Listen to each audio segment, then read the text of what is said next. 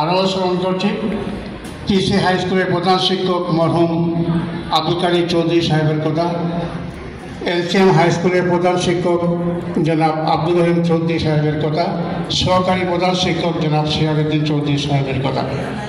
আমি শ্রদ্ধার সহিত স্মরণ করছি এই সংগঠনের সম্মানিত আজীবন সদস্য লন্ডনের অক্সফোর্ড ইউনিভার্সিটির সাবেক অধ্যাপক ডক্টর লবিব আহমদ চৌধুরী সাহেবের কথা। স্মরণ করছি সংসদ সদস্য মরহুম ইমামউদ্দিন সাহেব। আমি আন্তরিক শ্রদ্ধা জানাই, কৃতজ্ঞতা জানাই এই সংগঠনটির সম্মানিত প্রতিষ্ঠাতা সদস্যদেরকে, যারা এই সংগঠনটির জন্মলগ্ন থেকে অদ্যাবধি এই সংগঠনটিকে ধীরে ধীরে ভালোবেসে শ্রম, মেধা ও নগদ অর্থ দিয়ে সাহায্য করে আসছে। ভবিষ্যতের যে কোনো নির্বাহী কমিটি অবশ্যই তাদের কথা স্মরণ করে থাকবে, কেননা কবিগুরু রবীন্দ্রনাথ ঠাকুর বলেছিলেন, যে চলে যায় সে কিছু না কিছু নিয়ে যায়। এই সংগঠনটিকে আরও গতিশীল করার লক্ষ্যে যারা আমাদের মধ্যে স্বতঃস্ফূর্তভাবে সাড়া দিয়েছেন তারা হলেন আমাদের সম্মানিত আজীবন সদস্য। তাদের সাথে কিছুটা কাজ করে আমি বুঝতে পারলাম তারা সামাজিক যে কোনো কর্মকাণ্ডে কর্মচঞ্চল, কর্মমুখর, কর্মতৎপর, কর্ম উদ্যম, কর্ম উৎসের শক্তি। ইতিমধ্যেই বিভিন্ন কর্মকাণ্ডে তাদের কর্মচাঞ্চলতা আসলেই আমাদেরকে মনে প্রাণে অভিভূত করেছে। আমি মনে প্রাণে বিশ্বাস করি তারা যদি তাদের সেই কর্মতৎপরতা, দৃঢ়তার সহিত অব্যাহত থাকে, অদূর ভবিষ্যতে নিশ্চয়ই এই সংগঠনটি আরও উজ্জ্বল সম্ভাবনার দিকে এগিয়ে যেতে পারে। সুপ্রিয় শ্রোতা বন্ধু, একটি কথা আছে, man is for man, life is for mankind. মানুষ মানুষের জন্য আর জীবন জীবনের জন্য। এলাকার আর্থসামাজিক উন্নয়ন, বিশেষ করে শিক্ষা ও স্বাস্থ্য। আমাদের সমাজে অনেক পরিবার রয়েছে, যেসব পরিবারে অনেক মেধাবী শিক্ষার্থী রয়েছে, কিন্তু টাকা পয়সার জন্য তাদের পড়াশোনা কন্টিনিউ করতে অনেক বাধাগ্রস্ত হয়। তাদেরকে আমরা সাপোর্ট দিয়ে থাকি। আরও অনেক পরিবার আছে যেসব পরিবারে অনেক লোক অনেক কঠিন রোগে আক্রান্ত, কিন্তু চিকিৎসার জন্য কোনো টাকা পয়সা নেই, আমরা তাদেরকে সহায়তা দিয়ে থাকি। আরও অনেক পরিবারে অনেক মেয়ে বিবাহের উপযুক্ত, কিন্তু টাকা পয়সার জন্য সেটি করতে পারতেছে না, আমরা তাদেরকে সাহায্য করে থাকি। আমরা মাদকমুক্ত এলাকা করতে চাই। মাদকমুক্ত এলাকা করতে স্থানীয় প্রশাসনের সহায়তায় এলাকার মাদকাসক্ত বখাটে জিওয়ারি ব্যক্তিদেরকে দিক নির্দেশনা দেওয়া, কর্মস্থলে ফিরিয়ে আনা, কর্মসংস্থার ব্যবস্থা করা এবং চিকিৎসার ব্যবস্থা করা, এই সমস্ত করতে নিয়ে আমরা কাজ করে যাচ্ছি। আজকে এই অনুষ্ঠানে উপস্থিতি আমাদের ভবিষ্যৎ কর্মকাণ্ডে আরও উৎসাহিত করেছে, অনুপ্রাণিত করেছে। দলমত নির্বিশেষে মনে হচ্ছে এটা যেন গুণীজনদের একটি মিলন মেলা। আসলে এটা সবাই স্বাভাবিক, যেহেতু এটা সামাজিক সংগঠন। এই ব্যাপারে পৃথিবীর একজন খ্যাতনামা ফিলোসফার, তার নাম ছিল সাদি সিরাজি, তার কথা উল্লেখ করতে হবে। সাদি সিরাজি বলেছিলেন, "The sons of Adam are a limb of each other, having been created of one essence. When the calamity of time affect one limb, the other limbs cannot be remain at rest." কথার অর্থ হচ্ছে আমরা সবাই হচ্ছে বনি আদমের সন্তান। কোনো এক জনগোষ্ঠী, সে যেই দলেরই হোক, যেই মতেরই হোক, কোনো সামাজিক কর্মকাণ্ড করতে গিয়ে যদি কোনো বাধাগ্রস্ত হয়, অন্য জনগোষ্ঠী বসে থাকতে পারে না, এখানে হাতে হাত মিলিয়ে, কাঁধে কাঁধ মিলিয়ে সেই সমস্যার সমাধান করতে হয়। আসলে তাই যদি হয়েই থাকে, তাহলে আসুন আমরা সবাই সাদি সিরাজের সেই সূত্র ধরে এখানে হাতে হাত রয়েছেন, তারা বক্তব্য রাখবেন। আমি আর সময় জ্ঞাপন করবো না। পরিশেষে এইটুকু বলতে হয়, on behalf of retired senior citizens forum, it is my great pleasure to share my thanks and gratitude to our honorable guest for their kind presence in the very busy schedule of his term. I very strongly believe and I am quite sure that this presence will inspire we all to work this forum in the cause of patriotic spirit. Especially, I would like to thank to our honorable guest, Mr. Fazil Ali, who came from very far rural area. I have to especially like to thank to our honorable Life Member Mr. Manjur Kadir Chaudhary for his unfailing financial support to organize such a program with a due care. My all heartfelt thanks and appreciation congratulations to all of you for extending your valuable assistance to make this event as a grand success. সর্বপরিশেষে সকলের সুস্বাস্থ্য দীর্ঘায়ু কামনা করে এবং সকলের অগণিত দিনগুলো সুখী হোক, সুন্দর হোক, সমৃদ্ধ হোক সে কামনা করে আমার কথা এখানে শেষ করছি। আসসালামু আলাইকুম।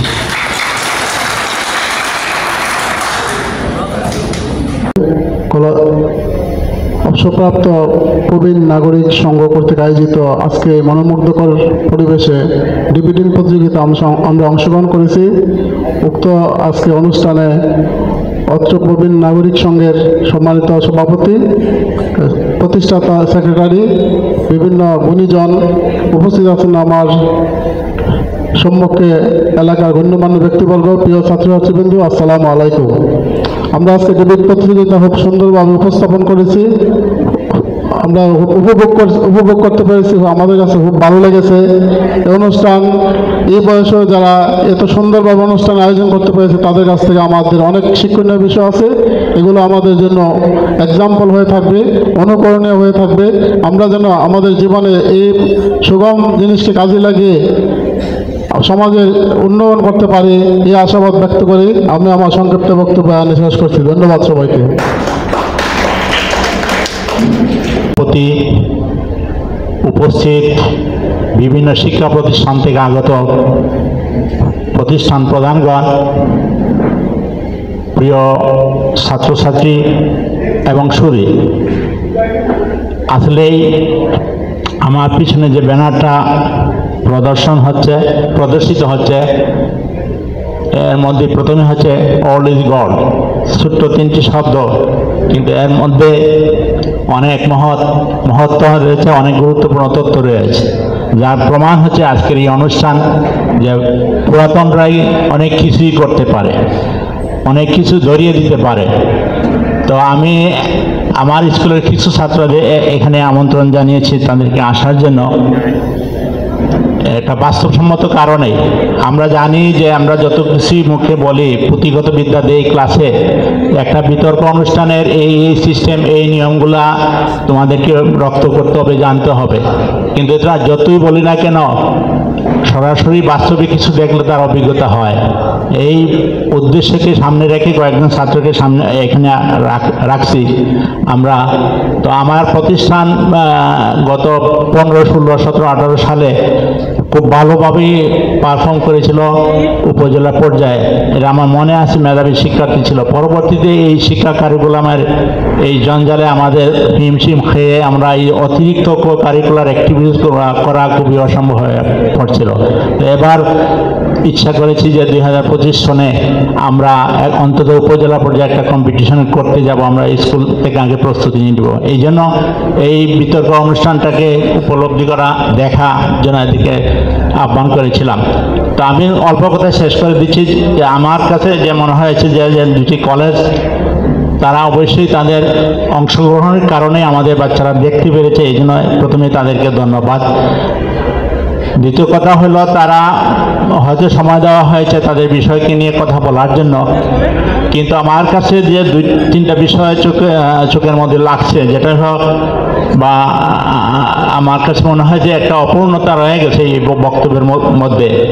বিতর্কের প্রথম জিনিসটাই হচ্ছে দর্শক এবং প্রতিপক্ষ, এই দুইটা পক্ষকে চোখ রাখি কথা বলতে হবে। অর্থাৎ বডি ল্যাঙ্গুয়েজটার এখানে একটা ঘাটতি ছিল আমার কাছে স্পষ্ট মনে হয়েছে। যা মনে হচ্ছে তারা শুধু দেখেই পড়ছে স্কুলের বাচ্চাদের মতোই। কলেজ প্রোগ্রাম ছেলেমেয়েদের আরও গতিশীল হওয়া উচিত ছিল আমি মনে করি। তবে হয়তো তারা সময়ের অভাবে প্র্যাকটিস করতে পারে নাই। তবে আমি আমার সকল ছাত্র এখানে উপস্থিত যারা আছে, তারা যখন যাবে কোনো বিতর্ক যাবে, এই জিনিসগুলা রপ্ত করতে গেলে প্রথমেই জাতীয় পর্যায়ে যে বিতর্কগুলো হয় ইউটিউবে সার্চ করলেই পাওয়া যাবে, বিটিভির এগুলোতে দেখলে দেখা যাবে যে এগুলার থেকেই কিন্তু বিচারকের মন জয় করা হয়। কিভাবে প্রতিপক্ষকে ঘায়েল করা হয় তার যুক্তিতর্কের মাধ্যমে, এখানেও সেটার অভাব ছিল। এরপরে বক্তব্যের প্রাঞ্জল যে ভাষা এগুলো কমতি ছিল আমার কাছে মনে হয়। বেশ কয়েকটা ঘাটতি ছিল, শুধু হচ্ছে প্র্যাকটিসের অভাবেই। প্র্যাকটিস থাকলেই আমার মনে হয় এটা ভালোই হইতো। এবং তারা একটা নির্ধারিত গণ্ডির মধ্যে বারবার কথাগুলো বলছে, বাইরের জগৎ থেকে তারা কিছু এনে এখানে খণ্ডন করতে পারে নাই। যাই হোক, আমি আমার ছাত্রদেরকে এটা অন্তত প্রাথমিক জ্ঞানটুকু জানলো যে কীভাবে বক্তব্য দিতে হয়, কত মিনিট বক্তব্য দিতে হয়, এটা জানলাম। এই আমরা সিনিয়র সিটিজেন ফোরামকে আমরা ধন্যবাদ জানাই, তাদের মাধ্যমে আমরা এটা জানলাম। এবং এই সংঘ, এই প্রবীণ নাগরিক সংঘটা আরও অনেক কাজ করছে, প্রতি বছরই বিভিন্নভাবে কাজ করে, বিশেষ করে গরিব মেধাবী ছাত্রছাত্রীদের জন্য বা অনেক সামাজিক কর্মকাণ্ডে তারা কাজ করে। এই জন্য আমরা আন্তরিকভাবে তাদেরকে ধন্যবাদ জানাচ্ছি এবং কামনা করছি তারা ভবিষ্যতে যাতে, বিশেষ করে জনাব আব্দুল সত্তার সাহেব, ওনাকে আল্লাহ দীর্ঘজীবী করুক, যাতে এই জিনিসটা আরও চালিয়ে যায়। এবং আমরাও আশা রাখবো, আমরা হয়তো ইচ্ছা করবো যে এই প্রতিষ্ঠানে হয়তো বিতর্ক করবো আগামী রমজানের পরে, ইনশাল্লাহ এটা চেষ্টা করলেই হবে। আমরা আমাদের নিজ দায়িত্বই করব। আর আমার এখানে আগত অনেক গুণীজন আসছেন যাদেরকে সৌভাগ্যক্রমে দেখা হয়ে গেছে, বিশেষ করে আমার বড়লেখা ডিগ্রি কলেজের ভারপ্রাপ্ত অধ্যক্ষ, অনেক মায়ার মানুষ, ওনার সাথে দেখা করার বেশ ইচ্ছা ছিল, তো ওনাকে দেখে ফেললাম একটা মাধ্যমে। আর আরও অনেক গুণীজন এখানে আছেন, সবার সাথেই ভালো সম্পর্ক আছে। সবাই ভালো থাকুন, সুস্থ থাকুন, এই কামনা করে আমার বক্তব্য এখানে শেষ করছি। আল্লাহ হাফেজ। সুধীজনেরা যারা আছেন এখানে, সবাই আমার সালাম এবং শুভেচ্ছা। আসলে এখানে সবাই আমার আগে অনেকে অনেক বলে গেছেন। আমি যেখানে বিচারক ছিলাম সেখানে আমি শুধু বিতর্ক নিয়েই দু একটা কথা বলতে চাই। আমরা যারা এখানে বিতর্ক প্রতিযোগিতায় বিচারক ছিলাম, তাদের পক্ষ থেকে এখানে পক্ষে বিপক্ষে দুটো দলই তাদের বক্তব্য উপস্থাপন করেছে। কিন্তু বিষয় দেখা গেছে যে আমরা অনেকে বলি যে পক্ষেই হয়তো বা সেটা গ্রহণযোগ্যতা বেশি পেয়েছিল, কিন্তু যুক্তি খণ্ডনে দেখা গেছে যে বিপক্ষে। আজকে যদি আমরা নিজেদের জায়গা থেকে নিজেরা সচেতন না হই, যতটাই আইন প্রয়োগ হয় না কেন, আমরা কিন্তু সেটা বাস্তবায়ন করতে পারবো না। সেই জন্য আর আইনেরও দরকার আছে, যে আইন প্রয়োগের মাধ্যমে আমরা কি করতে পারি, একটা সুন্দর সমাজ প্রতিষ্ঠা করতে পারি। সেই সমাজ প্রতিষ্ঠা করার স্বার্থে আমাদেরকেও এগিয়ে আসতে হবে। আজকে আমার অনেকে আছেন, গুরুজনেরা আছেন এখানে, আবার বিশিষ্ট ব্যক্তিবর্গরা আছেন, সবাই বক্তৃতা দিবেন। সেই জন্য আমার বক্তৃতা আজকে এখানেই শেষ করছি। শেষ করার আগে আরেকটা কথাই বলবো, আমরা সব সময় উপস্থাপনার ক্ষেত্রে শ্লীলতা এবং যেটা সবচেয়ে বড় কথা হচ্ছে উচ্চারণ, বিতর্কে সবচেয়ে বড় যে জিনিসটা হচ্ছে উচ্চারণে প্রাধান্য দিতে হবে বেশি। এখানে আঞ্চলিকতা পরিহার করতে হবে, কারণ এখানে সব অঞ্চলের ছেলেমেয়ে থাকতে পারে। সেই জন্য আমাকে প্রাধান্য দিতে হবে প্রমিত বাংলায় যেন আমি কথাটা উপস্থাপন করি, প্রমিত বাংলায় যেন আমি বক্তৃতাটা উপস্থাপন করি। এই হচ্ছে আমার আজকের উপস্থাপনা, এবং শেষ করছি সবাইকে আবার সালাম জানিয়ে। দলমত নির্বিশেষে আমার মনে হয় আমরা কেউ দ্বিমত করব না যে যেখানে বড়লেখা ডিগ্রি কলেজ, সেটাও এবাদুর রহমান প্রতিষ্ঠা করেছিলেন। এরশাদ সাহেবের কাছ থেকে 10 লক্ষ টাকা এনে বড়লেখা কলেজের প্রতিষ্ঠা তিনি করেছিলেন। জাতীয় পার্টির এমপি ছিলেন তখন। এরশাদ সাহেব জিজ্ঞাসা করেছিলেন আপনি কি চান? এবাদুর রহমান সাহেব বলেছিলেন যে আমি একটা কলেজ চাই। আমি তাকে বলতাম সেই সময় যদি আপনি এরশাদ সাহেবকে বলতেন যে বড়লেখা কলেজকে সরকারি করে দেন, তাহলে হাফিজ মজুমদার যেভাবে জকিগঞ্জ কলেজকে সরকারি করেছেন, এইভাবে এরশাদ সাহেব করে দিতেন। তো এবাদুর রহমান সাহেব আমাকে বললেন, তুমি তো আর এই কলেজে শিক্ষক হইতে পারতেন। এতই ইন্টেলিজেন্স ছিল তার। আমি আজকের এই দিনে তাকে গভীর শ্রদ্ধার সাথে স্মরণ করছি। আরও অনেক গুরুত্বপূর্ণ ব্যক্তিদের কথা। আমার বাড়িও বর্ণিতে। আমার গ্রামে একজন আমার বড় ভাই সম্পর্কে মৌলভীবাজার সরকারি উচ্চ বিদ্যালয়ের সংস্কৃতের শিক্ষক ছিলেন, চৌধুরী আনম বদরুল্লক শাস্ত্রী। আমি তাকে বলতাম যে এই গ্রামে বোধহয় আপনিই চৌধুরী আর আমরা বোধহয় আপনার রায়ত প্রজা। বলে না, তুমিও চৌধুরী। বলে আমরা তো চৌধুরী লিখতে পছন্দ করি না, আই ডোন্ট ফাইন্ড ইট মানে ভেরি মাচ পজিটিভ সামথিং। তো তার চাচা ছিলেন পাকিস্তানের জাতীয় পরিষদের সদস্য, বড়লেখা, কুলাউড়া, আপনার বিয়ানীবাজার, এই 3 থানার member of the legislative assembly ছিলেন আমাদের আবুল ফাত্তাহ সাহেব। নিয়ে গেছি আপনাদের কাছ থেকে। সবাইকে ধন্যবাদ, অভিবাদন, এবং সবাই ভালো থাকবেন। আর আমাদের সেই আব্দুল সাত্তার মহোদয়, যিনি একটি নতুন প্রবাহ সৃষ্টি করেছেন, সেটার জন্য তিনি যেন আরও সুস্থ থাকেন, সুন্দর থাকেন, দীর্ঘজীবী থাকেন, এবং সবাইকে আমার কৃতজ্ঞতা এবং সালাম জানিয়ে আজকের মতো এই কথাগুলো এখানে শেষ করলাম। ধন্যবাদ। আসসালামু আলাইকুম। সমাধানের পথ দেখিয়ে দেয়, বিতর্ক মানুষকে সৃজনশীল করে, এবং এরকম একটি প্ল্যাটফর্ম যিনি উপহার দিয়েছেন। আজকের এই প্ল্যাটফর্মে তোমরা যারা বক্তৃতা দিলে, বিতর্ক করলে, তোমাদের আয়োজক যারা, তাদের কাছে কৃতজ্ঞ থাকা উচিত। এই জন্য যে তোমরা এই যে বিতর্ক প্রতিযোগিতা করলে, এর জন্য তোমরা অনেক তথ্য, অনেক উপাত্ত তোমরা সংগ্রহ করেছো। এই জন্য তোমাদের পড়াশোনা করতে হয়েছে, এবং বিতর্ক জ্ঞানের গভীরতা বাড়ায়, জ্ঞান বৃদ্ধি হয় বিতর্ক প্রতিযোগিতায় অংশগ্রহণ করবার মাধ্যমে। এই জন্য, এবং বিতর্ক আগামী দিনের যে আমরা যে সৃজনশীল যুক্তিবাদী সমাজ এবং রাষ্ট্র গঠন করতে চাই, জ্ঞানভিত্তিক রাষ্ট্র গঠন করতে চাই, এই জন্য বিতর্ক প্রতিযোগিতা দরকার আছে। আর এটি এই জন্য হয়েছে যে সাত্তার ভাই অত্যন্ত একজন অভিজ্ঞ মানুষ। তো সাত্তার ভাইদের মতো আমিও রিটায়ার করেছি, 21শে ডিসেম্বরে রিটায়ার করেছি। তো এরকম রিটায়ার্ড পার্সনদের একটা সমাবেশ হয়েছিল, এবং মাফ করবেন, আমার কথা ঠিক পরিষ্কার বোঝা যায়,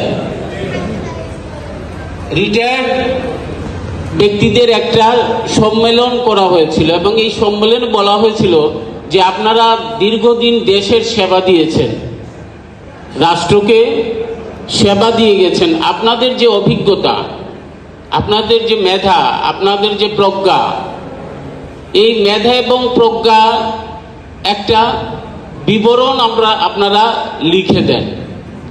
তো এই ফোরামের একজনকে দায়িত্ব দেয়া হলো যে আপনি 3 বসন এবং 4 বিচরণ, তোমার আচরণ সুন্দর হবে, তোমার বচন সুন্দর হবে, তোমার বসন সুন্দর হবে, এবং তোমার বিচরণ, তুমি চলাফেরা করবে, সমাজের কেউ যাতে তোমাকে বলে না যে অমুকের ছেলে বা অমুকের মেয়ে। এরকম এই বিষয়গুলো মাথায় রেখে তোমরা আমাদের ভবিষ্যৎ, তোমরা আগামী দিনে এই দেশকে নেতৃত্ব দেবে। কাজেই তোমাদের মধ্যে আমরা ওই নেতৃত্বের গুণাবলী আমরা দেখতে চাই, যে গুণাবলী দিয়ে আমরা ওই নেলসন ম্যান্ডেলার যে একটা উক্তি আমি এখানে দেব, দিয়ে আমার বক্তৃতা শেষ করব।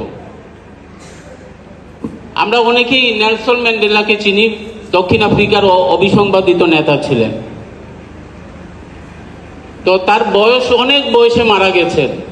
তো বুড়া বয়সে খেয়াল আছে কিনা আপনাদের, নেলসন ম্যান্ডেলার চেহারা যদি সামনে আসে, উনি কিন্তু রঙিন কাপড় চোপড় পরিধান করতেন, খুব রঙিন, ব্রাইট কালারের। তো তাকে, এবং তিনি স্কেচ আঁকতেন, এবং তার স্কেচের কিন্তু শৈল্পিক মূল্য অনেক ছিল।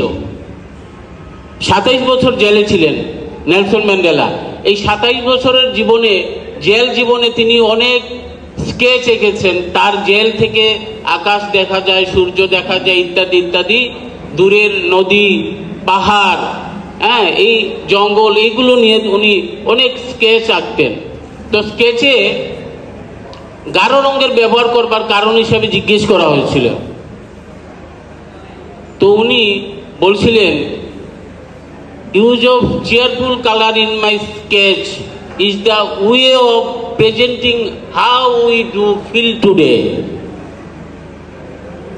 তো আমরাও এরকম যাতে বলতে পারি, তোমরা যখন এই দেশের নেতৃত্বে আসবে, একটা সুখী সমৃদ্ধ উন্নত জ্ঞানভিত্তিক ন্যায়ভিত্তিক একটি রাষ্ট্র যাতে তোমাদের নেতৃত্বে গড়ে ওঠে সেই প্রত্যাশা রইল। আর আমি প্লেটোকে একটু উদ্ধৃতি করব, যে প্লেটো বলছিলেন, when the prince is virtuous, laws are unnecessary, and when the prince is not virtuous, laws are useless. শাসক যখন ন্যায়পরায়ণ হয় তখন আইন অপ্রয়োজনীয়, আইনের দরকার নাই। আর যখন শাসক ন্যায়পরায়ণ না হয় তখন আইনটা নিরর্থক। কাজে ওই যে তোমরা বিতর্ক যেটি করলে, তো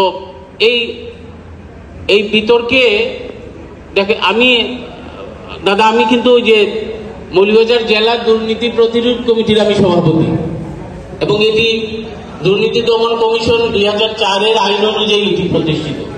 তো দুর্নীতি দমন করার চেয়ে আসলে দমন করা খুব কষ্ট, প্রতিরোধ করাই বেটার। এবং আমরা জানি যে প্রিভেনশন ইজ বেটার দেন কিউর, আগে প্রতিরোধ করতে হবে। তো আমি তোমাদেরকে অনুরোধ করবো, আমি আবারও বলি যে তোমরা অত্যন্ত মেধাবী, আমাদের চেয়ে মেধাবী, সৃজনশীল। শয়তানও কিন্তু মেধাবী, আমাদের চেয়ে কিন্তু অনেক মেধাবী শয়তান। কাজেই তোমাদের মেধার সাথে মানবিকতার এবং মনুষ্যত্বের যাতে সমন্বয় ঘটে, এই প্রত্যাশা রেখে আমি আপনাদেরকে বিরক্ত করবার জন্য অসংখ্য অসংখ্য ধন্যবাদ জানিয়ে আবারও আমাকে এখানে আমন্ত্রণ জানানোর জন্য ধন্যবাদ এবং কৃতজ্ঞতা জানিয়ে আমার কথা শেষ করলাম। আসসালামু আলাইকুম। ব্রিটিশ প্রধানমন্ত্রী একজন ব্যবসায়ী ছিলেন, তিনি যখন বক্তৃতায় দাঁড়িয়েছিলেন প্রথম নির্বাচনে, তিনি পড়ে গিয়েছিলেন। শুধু গলা শুকায় না, তিনি পড়ে গিয়েছিলেন। শুরুটা এরকমই হয় আমাদের। হ্যাঁ, আমরা অনেক গুরুজনের কথা শুনেছি এই এলাকার, যারা বলেছেন তাদের প্রতি ধন্যবাদ, এবং অনেক সুন্দর সুন্দর কথা বলেছি। তো আমি যে দুই একটি কথা বলবো, যে বিষয়টা এরকমের, দুর্নীতি আমরা হয়তো মনে করি শুধু টাকা পয়সার বিষয়টা, এটাই লেনদেন যেখানে অবৈধভাবে হয়, দখলদারি হয়, অরাজকতা হয়, সেটাকেই হয়তো আমরা দুর্নীতি মনে করি। হাতির মতো, হাতিকে আমরা সবাই চিনি, এই পৃথিবীর সব মানুষ, কিন্তু হাতি ছাড়া হাজার হাজার পোকা মাকড় বিষাক্ত সরীসৃপ এই বনে জঙ্গলে আছে, সেগুলোকে আমরা চিনি না। সেগুলো আরো শক্তিশালী, একটা আর ছুঁলে আমরা হয়তো মারা যাব। অর্থাৎ শক্তিশালী বিষয়গুলা সূক্ষ্ম, যা আমরা সহজে চোখে দেখতে পারি না। হাজার আলোকবর্ষ দূরে জ্যোতির্বিজ্ঞানী হাবল টেলিস্কোপ দ্বারা দেখেন গ্রহ উপগ্রহ, তারকারাশি, ছায়াপথ, ব্ল্যাক হোলগুলা দেখতে পান, আমরা পাই না। আরো শক্তিশালী যেগুলা আমরা দেখতে পাই না, সেগুলা ভাইরাস, ব্যাকটেরিয়া। তাদের বিতর্ক হবে। সম্মানীয় ব্যক্তিকে কথা দিয়েছি, উই গেভ হিম ওয়ার্ড, আমরা আসছি, উপস্থিত থাকবো, ক্রেস্ট হয়েছে, কিন্তু দেখা যায় অনুপস্থিত। এটা আমি একজন শিক্ষক হিসাবে আমি লজ্জাবোধ করছি কিছুটা, কারণ এটা হওয়া উচিত না। বিতার্কিকদের উদ্দেশ্যে আমি দু একটা কথা বলবো। আমার প্রিয় সহকর্মী দীর্ঘদিনের সবুর সাহেব অত্যন্ত সুন্দরভাবে কথা বলেছেন। এই এলাকাটা আসলে উর্বর ভূমি। এলাকাটা উর্বর এই জন্য যে এই এলাকার যে সমস্ত সন্তানগণ দেশে, দেশের বাইরে, বিদেশে এই দক্ষিণ বাগবাগানের ফুল, যারা কৃতি ব্যক্তিত্ব, তারা দেশকে নয়, এই মহাদেশকে নয়, বিশ্বের বিভিন্ন মহাদেশে তারা ছড়িয়ে ছিটিয়ে এই ফুলের সুগন্ধি তারা বিশ্ববাসীকে ছড়িয়ে দিচ্ছেন। আমরা প্রমাণ পেলাম তথ্যবহুল কথার মাধ্যমে। যিনি সচিব, তিনি তাদেরকে আজকের সভায় স্মরণ করতে ভুলে যাননি। এবাদুর রহমান চৌধুরী সম্পর্কে তার প্রয়াত হওয়ার পরে একটা অনুষ্ঠান করেছিলেন উনি, সেই অনুষ্ঠানে আমিও ছিলাম। বিভিন্ন স্তরের, বিভিন্ন পর্যায়ের ব্যক্তিদেরকে নিয়ে আমন্ত্রণ করেছিলেন। সেই দিনও একটা দৈন্যতা আমরা দেখেছিলাম, আমাদের অন্তরের দৈন্যতা, আমাদের চিত্তের দৈন্যতা। অনেকেই অংশগ্রহণ করে নাই। এবাদুর রহমান সাহেবের স্মরণ সভায় আসলে কি হবে? রাজনৈতিক ব্যক্তি হিসেবে ওনার পরিচয়, সামাজিক ব্যক্তি হিসেবে ওনার পরিচয়, একজন আইনজ্ঞ হিসেবে ওনার পরিচয়, একজন সমাজ দরদী, সমাজ হিতৈষী, একজন সমাজ সেবক হিসাবে, একজন শিক্ষা দরদী হিসাবে ওনার পরিচয়টা কি গৌণ করে দেখতে পারবে এই বড়লেখা জুরিবাসী? আমি তো সুনামগঞ্জের সন্তান, আমি তো এখানে 40 বছর যাবত এখানে আছি, এই কলেজ প্রতিষ্ঠা লগ্ন থেকে আছি। 13টা শিক্ষা প্রতিষ্ঠান থেকে উচ্চ মাধ্যমিক পর্যায়ের যিনি 33টা প্রতিষ্ঠানে তার আমলে নিয়ে পৌঁছে যেতে পারেন এমন শিক্ষা দরদীর সম্বন্ধে কিসের রাজনীতি, কিসের অর্থনীতি, কিসের সমাজনীতি, সবাই নির্বিশেষে তার সম্বন্ধে তার কৃতজ্ঞতা স্বীকার করা উচিত। এই যে রাস্তাঘাট উনি আঙুল দিয়ে দেখিয়ে দিয়েছেন, আমরা কয়েকটা সভায় উপস্থিত ছিলাম, অনেকের সাথে আমরা দেখেছি বড় বড় বিজ্ঞ, বড় বড় পর্যায়ের ব্যক্তিত্ব, রাষ্ট্রীয় পর্যায়ের সম্মানীয় ব্যক্তি একজন ওসিকে তার পাশে নিয়ে বসান। আমরা একদিন একটা মিটিংয়ে গেলাম, বড়লেখা ডিগ্রি কলেজের প্রতিনিধি হয়ে আমি, উনার পাশে বসালেন, কথা বললেন, 50,000 টাকা এসেছে মসজিদের জন্য, এটা আমি রিসিভ করব। সেই দিন কিছু কথা বলেছিলেন এবং ওসি সাহেব আমাদের পাশে এসে বসতে চাইছিলেন, বলে আপনি কেন এখানে? আমি মানুষ গড়ার কারিগর অধ্যাপকদেরকে নিয়ে বসেছি, শিক্ষক মন্ডলীকে নিয়ে বসেছি, আপনি এমনি দরজায় দাঁড়িয়ে থাকেন। এইভাবে তিনি এইরকম একটা ব্যক্তিত্ব নিয়ে তিনি চলাফেরা করতেন। এইরকম ব্যক্তিকে রাজনীতির একটা সীমাবদ্ধ রেখা, একটা সীমা রেখায়, শুধু তার বাড়ির সম্বন্ধেও যে তথ্য আমরা পেলাম, তার বাড়িতে তো কয়েকজন সচিবালয়ে চাকরি করেন। কয়টা এলাকায় আছে একটা পরিবারের সচিবালয়ে একাধিক ব্যক্তি চাকরি করে। এইরকম এই আলোকিত একটা এলাকা, সেটা হচ্ছে দক্ষিণবাগ। এই দক্ষিণবাগের এই সন্তান আমাদের সাত্তার ভাই, আমি সাথে নাম বলবো না, কাদির সাহেবকে দেখেছি, ইমামউদ্দিন সাহেবকে দেখেছি, আরো কয়েকজনকে আমি দেখেছি এই 40 বছরে। কিন্তু এবাদুর রহমান তার সন্তানদের কথা উনি যেগুলো গ্যাপ ছিলেন, মানে কি যেগুলো বাদ পড়া, হ্যাঁ ব্যারিস্টার হয়েছে ওনার মেয়ে, তোমরা সেটা শুনলে? তোমাদের উদ্দেশ্যে এই কথাগুলো বলা, শিক্ষার্থীদের উদ্দেশ্যে এই কথাগুলো বলা, ব্যারিস্টার হতে পারবে, তোমাদেরও ব্যারিস্টার হওয়ার যোগ্যতা আছে। তোমরা বিতার্কিক আজকে 2টা দল হয়েছে এবং প্রতিযোগিতা হয়েছে, সুন্দর হয়েছে। এই প্রতিযোগিতা করতে গিয়ে তোমাকে গাড়তে হয়েছে, তোমাকে পত্রিকা পড়তে হয়েছে, ম্যাগাজিন পড়তে হয়েছে, তথ্য সংগ্রহ করতে হয়েছে, নেটে তোমাকে যেতে হয়েছে, বিভিন্ন ফিলিপাইন, সিঙ্গাপুর এগুলোর তথ্য সংগ্রহ করতে গিয়ে তোমাকে গাড়তে হয়েছে। এই যে ঘাটাঘাটি, এটা কিন্তু একটা শিক্ষার অঙ্গ। তোমাকে ক্লাসে এগুলো শিক্ষা দেওয়া হয় না, কিন্তু আজকে এখানে উপস্থাপন করার জন্য তোমাকে তৈরি হতে হয়েছে। অবশ্য সেই প্রস্তুতিটা তোমাদের খুব যথেষ্ট হয়েছে, সেটা আমরা বলছি না, কিন্তু কম নয় কোনো অংশেই। তোমাদের উচ্চারণের দিকে খেয়াল রাখতে হবে। অতি দ্রুত এবং অতি ধীরে কথা বলা যাবে না। তোমার একে অন্যকে গায়েল করার জন্য ওই যে আমার উচ্চ মাধ্যমিক শিক্ষা কর্মকর্তা যে বলেছেন, কথাগুলো কিন্তু সত্য। একটা ছেলে এসেছে, প্রথমেই আমরা দেখলাম যে তার যে ড্রেসটা, সাত্তার সাহেবের কথা আমাদের সবুজ স্যার বলছে, আসলে ওনাকে রিটায়ার্ড বলা যাবে না, অ্যাক্টিভই বলা যাবে। উনি যে কোনো অনুষ্ঠান করতে গেলে আমার মনে হয় প্রত্যেকটা মানুষকে একাধিকবার নক করছে, আমাকেও 3-3বার নক করছে। যে কোনো একটা অনুষ্ঠান করতে গেলে আসলে এই যে অনুষ্ঠানের পিছনে লেগে থাকা, এটা ওনার পক্ষে সম্ভব। এটা আমরা অনেকেই হয়তো পারবো না। আমি এই ফোরামে জনাব আব্দুল সাত্তার সাহেবের আমি সুস্বাস্থ্য এবং দীর্ঘায়ু কামনা করছি। ওনার মতো মানুষ, উনি আসলে ঠিক মতো হাঁটতে কষ্ট হয় দেখতেছি, তারপরও কিন্তু অনুষ্ঠানকে সুন্দর করার জন্য ডোর টু ডোর সবার সাথে ব্যক্তিগতভাবে যে টেলিফোনে, চিঠি দিয়ে বিভিন্নভাবে তাদেরকে মনে করিয়ে দেয়। আমাকে উনি 3বার মনে করিয়ে দিয়েছে যে আপনার কিন্তু আসতে হবে। আমি বললাম ঠিক আছে, অবশ্যই ইনশাল্লাহ আমি আসবো। তো তার কথা রাখতে পেরে আমি আসলে নিজেকে গর্ববোধ করছি। এমন একজন মানুষ, মহান সৃষ্টিকর্তার কাছে আমরা দোয়া করি এই মানুষটাকে আল্লাহ দীর্ঘজীবী করুক এবং যতদিন বেঁচে থাকুক আল্লাহ যেন তাকে সুস্থতার সাথে রাখে। সমাজের জন্য, আমাদের দেশের জন্য, আমাদের শিক্ষার্থীদের জন্য যেন উনি ওনার কাজ করতে পারেন। আজকে যারা বিচারকের দায়িত্ব পালন করছে, সম্মানিত বিচারক মণ্ডলী, তাদের সুচিন্তিত রায় সুন্দর হয়েছে, আমি তাদেরকে অভিনন্দন জানাই। মডারেটর হিসেবে যে স্যার ছিলেন সকলেই আমার পরিচিত, স্যারকে আমি আন্তরিক ধন্যবাদ জানাই। এখানে অনেক গুণীজন আছে, আমি আসলে নাম বলতে পারছি না, সকলের প্রতি কৃতজ্ঞতা জানাচ্ছি। এবং আমাদের আগামী প্রজন্ম এবং আগামী ভবিষ্যৎ যেন আমরা সুন্দর সুস্থ একটা বাংলাদেশ গড়ে তুলতে পারি, এই জন্য আমাদের সকলেরই এগিয়ে আসতে হবে। ধন্যবাদ বড়লেখা সরকারি ডিগ্রি কলেজের ভারপ্রাপ্ত অধ্যক্ষ জনাব আব্দুস সবুর স্যার।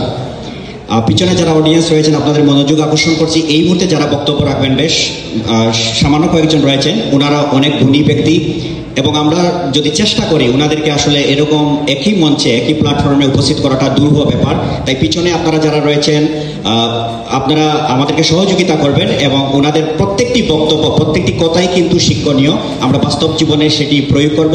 এ পর্যায়ে বক্তব্য রাখার জন্য অনুরোধ জানাচ্ছি বড়লেখা উপজেলা মাধ্যমিক শিক্ষা কর্মকর্তা জনাব হাওলাদার আজিজুল ইসলাম মহোদয়কে। স্যারকে অনুরোধ জানাচ্ছি বক্তব্য রাখার জন্য।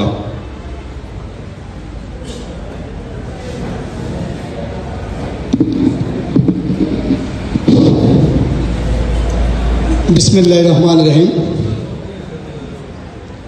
প্রবীণ নাগরিক সংঘ কর্তৃক আয়োজিত আজকের এই মহতী অনুষ্ঠানের শ্রদ্ধেয় সভাপতি, আমন্ত্রিত অতিথিবৃন্দ এবং দুইটা বিতার্কিক দলের আমার স্নেহের শিক্ষার্থী এবং বিভিন্ন শিক্ষা প্রতিষ্ঠান থেকে আগত শিক্ষার্থীবৃন্দ, আসসালামু আলাইকুম। আমরা দীর্ঘক্ষণ বক্তব্য শুনলাম, তো অনেক কথা অনেক সুন্দরভাবে আমরা শুনেছি, আমাদের অনেক কিছু আমরা শিখেছি। তবে আমাদের বিতার্কিক বন্ধুদের উদ্দেশ্যে আমি দু একটি কথা বলবো। প্রথমে আমি বড়লেখা সরকারি ডিগ্রি কলেজ, ওরা আজকে বিতর্কে প্রথম স্থান অধিকার করেছে, কিন্তু ওদের মধ্যে একটা কৃপণতা লক্ষ্য করলাম। ওরা এমনি মন খারাপ হয়ে বসে আছে, তারপরও যখন আমরা বিতর্ক দেখি কোনো দল জিতলে তার প্রতিপক্ষ বন্ধুদেরকে শুভেচ্ছা বিনিময় করে, ওরা কিন্তু সেটা করেনি।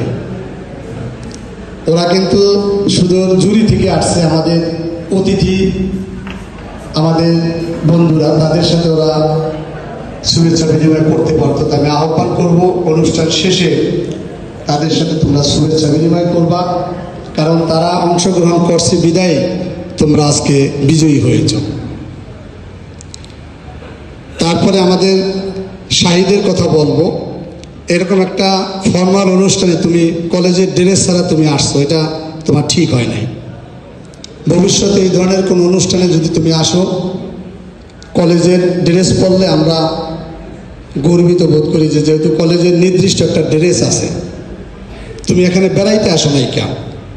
তোমার প্রতি আমার আহ্বান থাকবে, ভবিষ্যতে এই ধরনের কোনো প্রোগ্রামে আসলে তুমি অবশ্যই কলেজের যে আমাদের কোড, প্রতিষ্ঠানের যে আমাদের নিয়ম শৃঙ্খলা, ইউনিফর্ম পরে অবশ্যই তোমরা আসবা।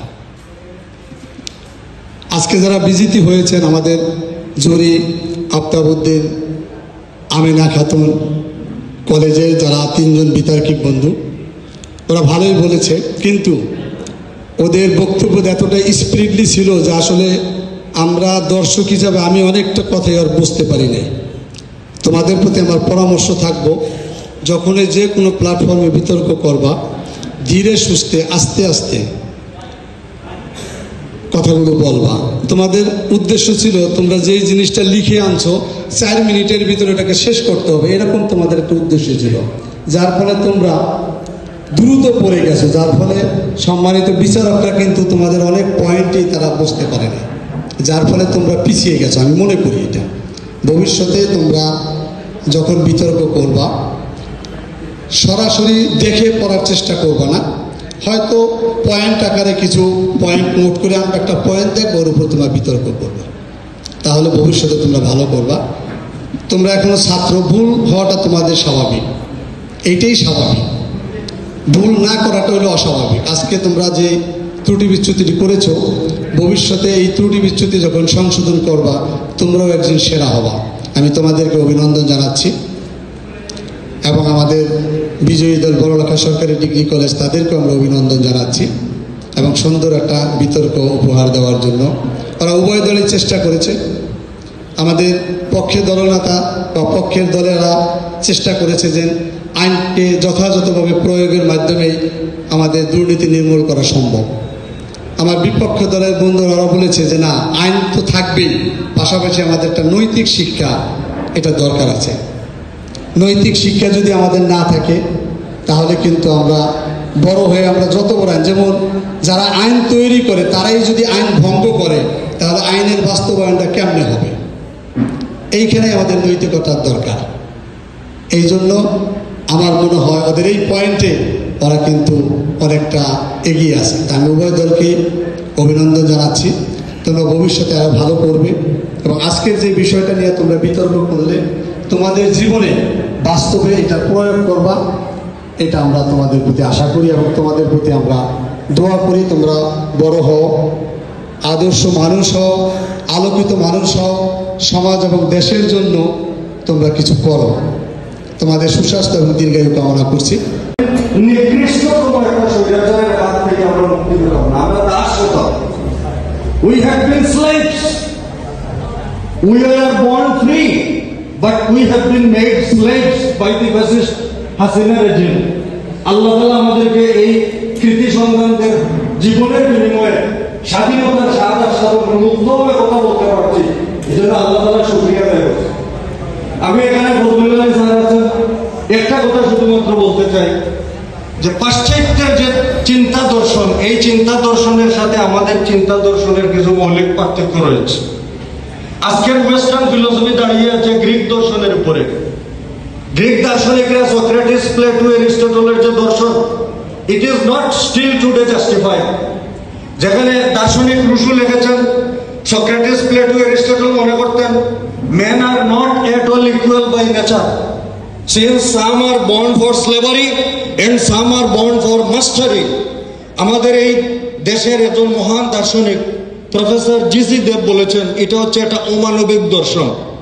মানুষ কখনো জন্মগতভাবে দাস হয়ে জন্মগ্রহণ করে না, মানুষ কখনো জন্মগতভাবে প্রভু হয়ে জন্মগ্রহণ করে না। সব মানুষকে আল্লাহ পাক কি করেছেন? স্বাধীনভাবে জন্ম দিয়েছেন। এই জন্য এই যে প্রাচ্য, এখানে বড় বড় মানুষের জন্ম হয়েছে, পাশ্চাত্যে বড় বড় মানুষের জন্ম হয় নাই, শোষকদের জন্ম হয়েছে, ডাকাতদের জন্ম হয়েছে। লন্ডনকে বলা হয় London was built on the stolen money. এই পৃথিবীর সবচেয়ে সমৃদ্ধ জনপদ ছিল এই ভারতবর্ষ। এখান থেকে টাকা পয়সা সম্পদ সব চুরি করে নিয়ে লন্ডন গড়ে উঠেছে। লন্ডনের এই যে বিরাট বিরাট জৌলুস দেখি, এগুলা এই দেশের মানুষের সম্পদকে ছিনতাই করে তারা নিয়েছে। এবং ইস্ট ইন্ডিয়া কোম্পানি এই বাংলার মানুষকে দীর্ঘ 200 বছর দাস বানিয়ে রেখেছিল। আজও আমরা দাসত্বের মধ্যে আছি। ইংরেজদের শিক্ষা, ইংরেজদের কালচার, ইংরেজদের যে মাইন্ডসেট, এই মাইন্ডসেট থেকে আমরা এখনো বেরিয়ে আসতে পারিনি। আমি আজকে বেশি কথা বলবো না, আমি শুধুমাত্র এই কথাটা বলতে চাই যে আমাদের আত্মপরিচয় জানতে হবে, আমাদের ভবিষ্যৎ নির্ধারণ করতে হবে। আমরা এই দুনিয়াতে স্থায়ীভাবে বসবাস করার জন্য আসি নাই। We are cosmic travellers. এখানে অল্প দিন আসি, এরপরে আমরা চলে যাই। কিন্তু যে সমস্ত ক্ষণজন্মা আব্দুল কাদের চৌধুরীর মতো যে সমস্ত পুণ্যাত্মা মহাত্মারা শিক্ষাক্ষেত্রে ভূমিকা রেখে গেছেন, আমি তাদেরকে স্যালুট করি। আর যারা অক্সফোর্ড কেমব্রিজে তারা বড় বড় প্রফেসর হয়ে বসে আছেন, তারা কার্যত দে আর রুটলেস। আমি বলবো না তারা রুটলেস।